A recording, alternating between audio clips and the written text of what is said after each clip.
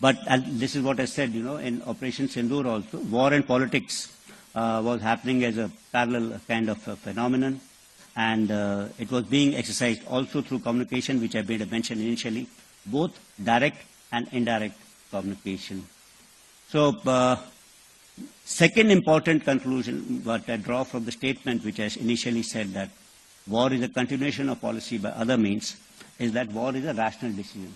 That means, and I also spoke about reason when I said about government takes a rational decision about war. And this takes the decision when it has exhausted all its other instruments of power.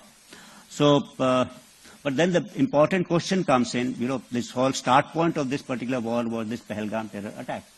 So is terrorism a rational act of warfare?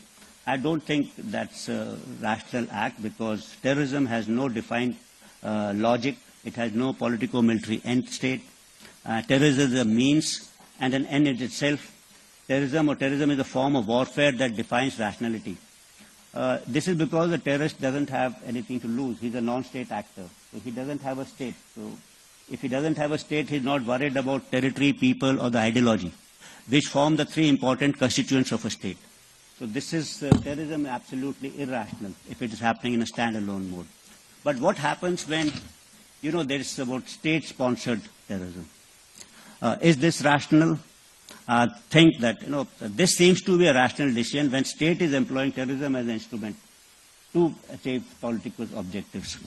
And say so it's a reasoned kind of a decision which state takes, and so as our adversary is concerned, he's taken the decision that to bleed India by 1,000 cuts. And when I say that this has been a state policy, this I'm not saying.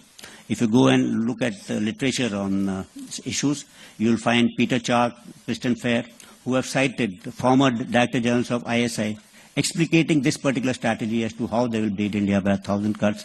And this particular doctrine is found in various studies in Pakistan, Staff College, Quetta, etc. So this is the normal talk which happens in Pakistan. And of course, officially we know in the 1965, Zulfikar Ali Bhutto declared a 1,000-year war against India when he addressed the United Nations Security Council. And probably Ziaul Haq gave form to this particular doctrine of 1,000 years war. And someone added that you should add this 1,000 cut into it.